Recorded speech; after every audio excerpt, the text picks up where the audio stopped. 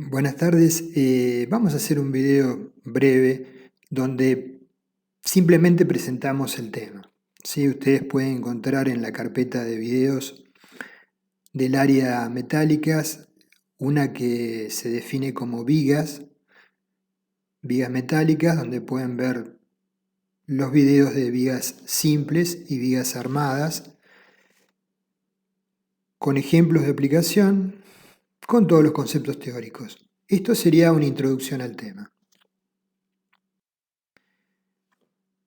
Si nos encontramos con el desafío en el proyecto de que la luz a salvar de las vigas, o bien puede ser también la intensidad de las cargas que actúan, o eventualmente ambas variables juntas son de una magnitud relevante, podemos pensar para resolver el problema recurrir a diseñar la viga armando sus componentes soldando chapas de alma y alas.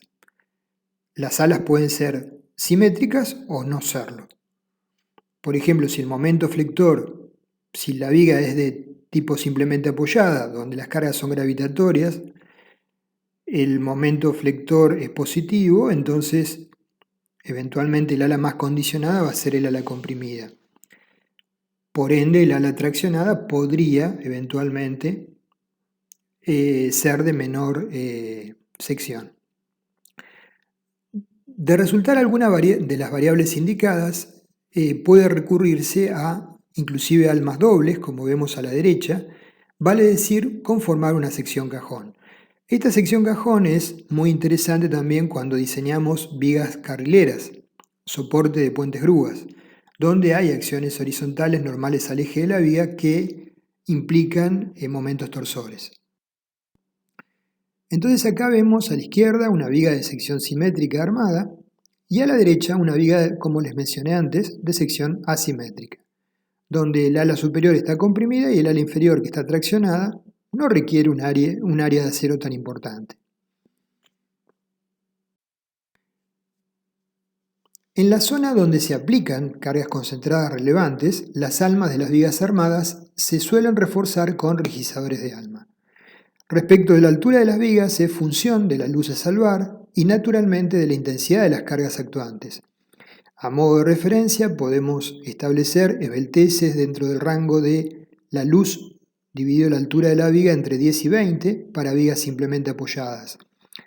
En la bibliografía se sugiere como orientación estimar la altura de la viga según la siguiente expresión. La altura es igual a la raíz cúbica de 3 veces el momento último por lambda W por 10 a la menos 3 sobre 2 veces la tensión de fluencia del acero de la viga, suponiendo que alas y almas tienen el mismo acero.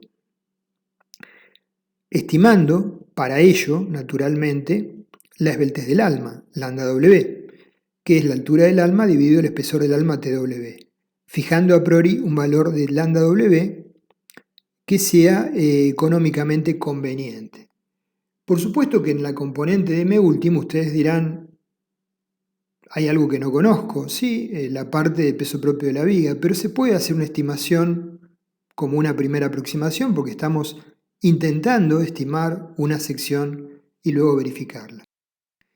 La solución preliminar para las alas se puede plantear como que el módulo resistente requerido para la viga es mx sobre el factor de reducción por la tensión crítica de Pandeo, ecuación 1. La resistencia a flexión de una viga armada será igual a la suma de las resistencias a flexión del alma y de las alas. Podemos hacer una evaluación aproximada para estimar la sección del ala, denominada a sub f, a flexión, como el módulo resistente es igual al momento de inercia dividido d sobre 2, donde el momento de inercia es el momento de inercia Ix del alma más el momento de inercia Ix de las alas. Aproximadamente sería T por h cubo sobre 12 más 2 veces, ese es el área del alma, más 2 veces el área de las alas, aplicando Steiner por h sobre 2 al cuadrado. Estamos aplicando Steiner. Donde D es la altura de la viga, h la altura del alma, T sería el espesor del alma, AF el área de un ala. Si consideramos en forma simplificada que la relación entre la altura del alma y la altura de la viga es 1, El módulo de la sección de la viga es aproximadamente Sx igual a TH cuadrado sobre 6 más HF, área de un ala, por H. Ecuación 2. Combinando la ecuación 1 y la 2, obtenemos la siguiente expresión para el área requerida del ala de la viga. AF sería el área de un ala, mx sobre phi por f crítico menos t por h sobre 6. El primer término de la ecuación representa el área del ala que se requiere para resistir el momento flector mx sin ayuda del alma. El segundo término es el área del ala equivalente, t por h sobre 6, que contribuye del alma. Como valor tentativo para hacer este predimensionado, no estamos dimensionando, estamos haciendo un predimensionado, se puede adoptar phi 0,9 y f crítico, la tensión de pandeo, igual a Fi, la tensión de fluencia.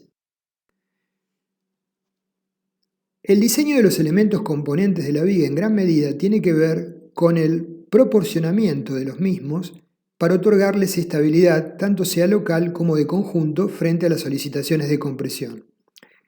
Acá vemos dos fotos de una serie de puentes, 5 puentes conformados con la sección de viga cajón, que colapsaron entre los años 69 y 73 en la etapa de servicio o en la etapa constructiva. Lo que básicamente ocurrió es que no se comprendía cabalmente el fenómeno de la inestabilidad por pandeo del alma, o las ecuaciones de los códigos de aplicación no eran muy precisas, y eventualmente frente a situaciones ya de grandes esbelteces podía llegarse a generar este tipo de fallos. Con respecto al diseño de vigas armadas, según el reglamento 301-2005, apéndice G, lo trata en ese apéndice, sobre la base de la ISC LRFD, código de aplicación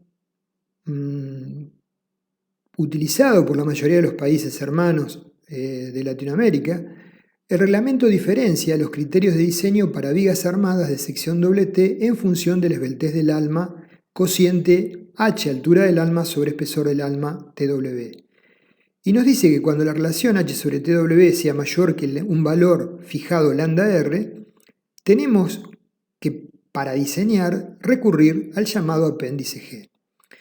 Cuando, por el contrario, H sobre TW sea menor que lambda R, se deberá aplicar para su diseño lo que vimos oportunamente en los videos de vigas, en el capítulo F o apéndice F para determinar la resistencia a flexión. Con respecto al diseño del corte y el proyecto de rigizadores transversales, si no se considera la acción del campo de atracción, se va a basar en lo que vimos oportunamente en el capítulo F, de vigas. De considerarse en el diseño la acción de campo de atracción, el diseño se basará en el apéndice G. Yo estoy mencionando lo que vimos en el capítulo de vigas. Si ustedes van a la lista de videos y ven vigas metálicas, van a ver estos temas ya tratados, con ejemplos. Entonces, a modo de visualizar esto, los valores de lambda R en la tabla B5.1 tenemos para elementos rigidizados, por ejemplo, que sería el alma, renglón 9, H y TW, el valor de lambda R es 5,70 por raíz del módulo de elasticidad del acero sobre Fi. Reemplazando, nos queda 166,30. O sea, para esbelteces del alma mayores a 166, correspondería a la aplicación del apéndice G. Acá vemos el caso de una viga esbelta con rigizadores de alma distanciados una distancia A. Acá vemos otra viga que no tiene rigizadores de alma, una viga armada, con conformación de pórtico, abulonada, con tornillos de alta resistencia en la zona de nudos. Acá vemos una viga con una estética interesante, un pórtico de sección variable, armado, con elementos tornapuntas para limitar la tendencia al pandeo lateral del cordón inferior. Entonces, como conceptos generales de vigas armadas, las vigas armadas cuentan con una resistencia disponible después que el alma ha pandeado. La mayor parte de la resistencia a flexión proviene de las alas. El estado límite de fluencia del ala traccionada es un estado límite a considerar solo cuando ambas alas no son iguales, ¿sí? Si la ala traccionada es más chiquita que la ala comprimida, es un estado límite a considerar. Si son iguales, no. El estado límite a pandeo del ala comprimida y la resistencia de diseño al corte. Son los estados límites que tendremos que evaluar con el código que estemos estudiando el problema. Respecto del pandeo del ala comprimida, tenemos el pandeo local del ala, el pandeo vertical del ala hacia el alma y el pandeo lateral torsional. Acá vemos distintos tipos de fallas: pandeo local del ala, pandeo lateral torsional, como dos de los ejemplos que mencionamos. Respecto del pandeo del ala comprimida, entonces, hay una situación que se puede presentar que es el pandeo vertical del ala hacia el alma.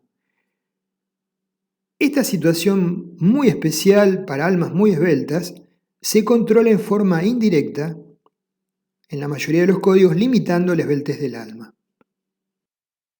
Acá vemos un tipo de falla como el que mencionamos en un ensayo, una viga con alma muy esbelta.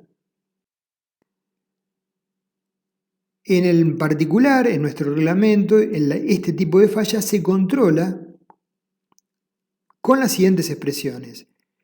Si A es la distancia entre dos rigizadores verticales según el eje de la viga y H es la altura del alma de la viga, ¿sí? Tomando como consideración, como parámetro H sobre TW, H altura del alma, TW espesor del alma, en función de la relación A sobre H menor o igual que 1,5 hay una expresión límite, y para A sobre H mayor que 1,5 está la expresión límite del segundo renglón B. Estas expresiones dan valores de esbelteces muy altos. Lo que ocurre básicamente es que cuando tenemos almas tan esbeltas, cuando flexiona, la componente de compresión en el ala comprimida C tiene una resultante hacia abajo y la componente de tracción en el ala traccionada T tiene una resultante hacia arriba. Ambas componentes tienden a comprimir el alma, ¿sí? Y entonces, pasado cierto límite, se puede producir la falla prematura de la misma.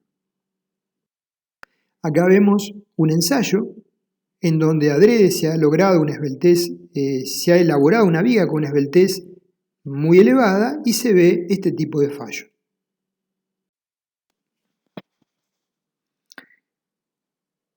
Para ver de qué rango de esbelteces estamos hablando para que se evitar este tipo de falla, en función de la relación A sobre H, ¿sí? Para valores entre rigidizadores A dividido H la altura del alma menor que 1,5 y A0 AL24, a expresión A tendremos un límite de esbeltez del alma de 3,39 y para valores A sobre H mayor que 1,5 de 3,33. O sea, son esbelteces realmente muy altas.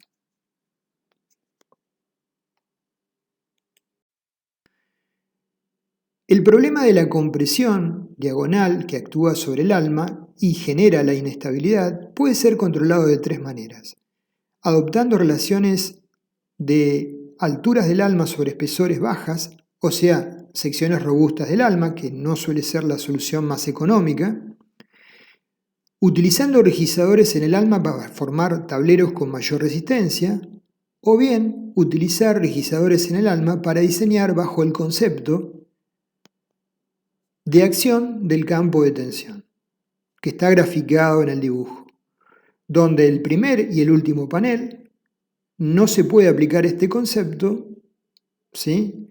O el reglamento no permite aplicarlo porque habría que poner rigizadores extremos sumamente robustos.